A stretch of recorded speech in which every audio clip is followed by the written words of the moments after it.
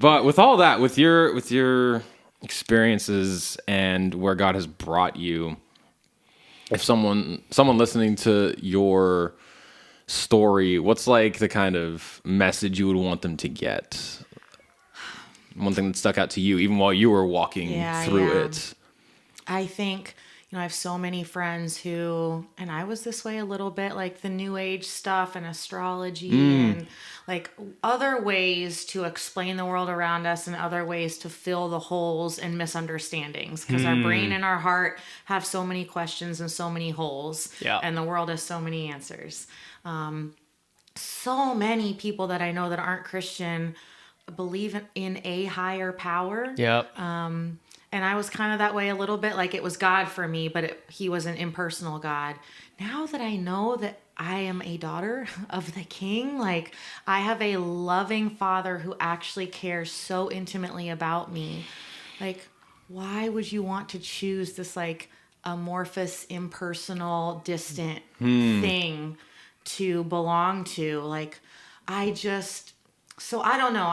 I would tell people who are unsure of Christianity but are believing in this higher power and this higher creator, that there is a higher power and a higher creator. Yeah. But it is one who loves you. Like your life is based on love. We are sent here on earth to learn how to love, to grow in wisdom, and to serve others. And that's it. Like that is your purpose in life. It's not to gain any kind of worldly fame or what's the word I'm looking for?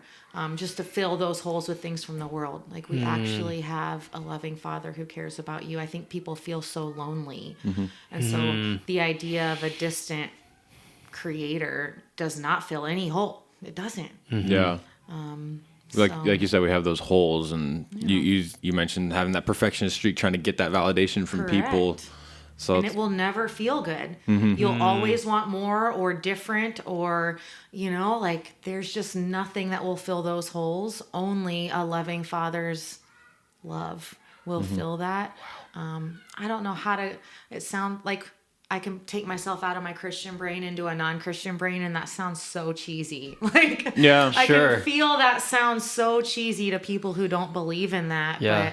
But, I don't know. I just want to find a way. I pray for my friends that God puts that seed in their heart, that there's something more to their existence than just like being here to do earth things. For real. Earth things. Like, they're just not fulfilling. There's actually someone who cares about you and wants you to prosper and love and live. And it doesn't mean you won't experience pain, but in the pain is so much beauty and so much love and growth. And so like now when I go through painful stuff now, I'm like, thank you, Lord. I'm so excited because I can feel it. I didn't used to feel it, Ooh.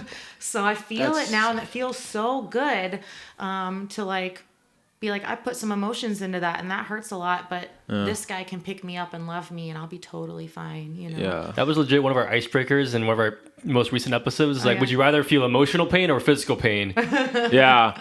Or if you could choose not to feel like one or the other, which one would you choose? Oh, what were your answers? We both chose physical. No physical pain because no physical pain. Yeah, because we'd rather still feel emotional pain. Correct. She's like, you're dead, bro. Like, I know.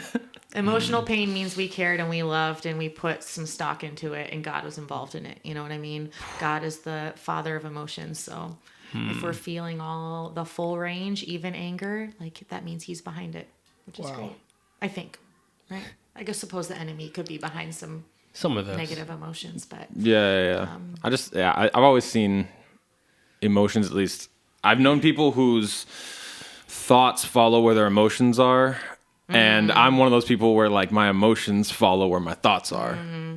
And so you're logical first and then emotional. yeah, absolutely. Yeah. I'm much more logical. So I can like change my emotions. I'm just like, my emotions are off. I'm like, all right, what am I thinking about? Yeah. Like, oh yeah, I'm super worried about this thing over here. I'm stressed about X, Y, and Z. No, legit. Yeah. I can just track it back. But I'll talk with friends and they're just like, yeah, I'm just feeling like just on edge. I'm like, why? I'm like, I don't know. I'm hungry. How do you just just like feel without like it just boggles my mind, and it's something I'm learning to grow in grace in, because it's just like just understanding how people operate.